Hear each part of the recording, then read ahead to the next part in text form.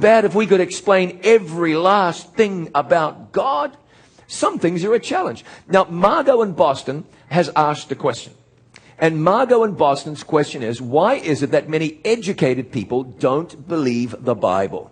Why do so many educated people not believe the Bible is true? Thank you, Margot, contacting us from Boston on Twitter. Well, I could turn that question around and say, why do so many educated people believe the Bible? Let's not assume that to be educated means not to believe God. There are many wonderful people who have a deep faith in God. Many. However, it could be said that it's true.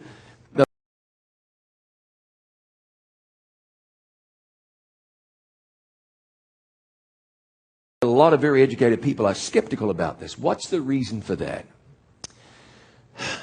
I remember engineer data and things that are measurable and things that you can see and prove. If you're going to design a bridge or a building or an electronic gadget, like the fellow I sat next to on the plane the other day, he developed systems and laundries, and now he deals with, what do you call them, baggage handling systems. Deals with that now. If you're going to deal with that, you can't do engineering work on a whim. Just kind of feel like that bridge would work.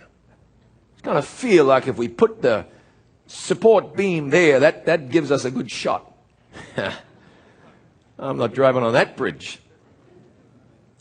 No, you see, engineers have to deal with what you can see and measure. And so many folks, if once you get out of the realm of concrete proof, touch it, feel it, smell it, taste it, see it, handle it, and into the realm of faith, it gets difficult. And I'll tell you this, and I'm not leveling this at educated people as opposed to uneducated people, but there are a lot of people who feel like they just don't need God. You'll read in the book of Revelation, level of education, by the time we get through this prophecy tonight, you're going to have some questions to answer. I think you will have been given, let me say that again. I think you will have been given some answers. But if you're a skeptic, you're going to be challenged tonight. Challenged. So these gentlemen, they prayed. They prayed to a God beyond the starry sky. And what did God do? Daniel 2:19 says, the secret was revealed to Daniel in a night vision. And so Daniel blessed the God of heaven. What happens next is that Daniel comes into the presence of King Nebuchadnezzar, a mighty monarch, the most powerful man on the planet. And he starts to explain this vision to him. He's not a vision, forgive me, dream. He said, you, O king, were watching, and behold a great image. No surprise, God would relate to an idol worshiper by showing him an idol. You saw a great image. This great image, whose splendor was excellent, stood before you, and its form was awesome. The image's head was of fine gold, a little like me, I suppose.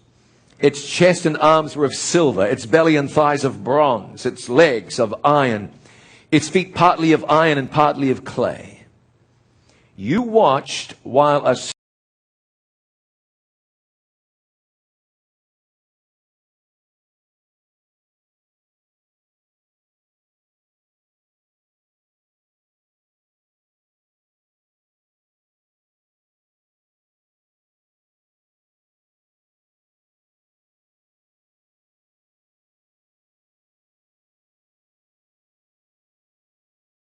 struck the image, became a great mountain, and filled the whole earth. This is the dream. Now we will tell the interpretation of it before the king. Can you imagine the king hearing that? Man, that's what I dreamed. Eyes get big, he's listening. Jaw drops open. This young fella is telling him just what he dreamed the night before. You know what we would say is, now in a few verses, God is going to reveal to us what would take place over the following 2,500 years of history and beyond. In just about 8 verses of the Bible. Now, please realize this. God himself put himself on the line here. If what God says is not true, if it's not true, I would encourage you, walk away from the Bible. Just walk away. If it's a document that can't be trusted, why fool with it? If it's a hoax and a fraud, why bother with it? The fact is, this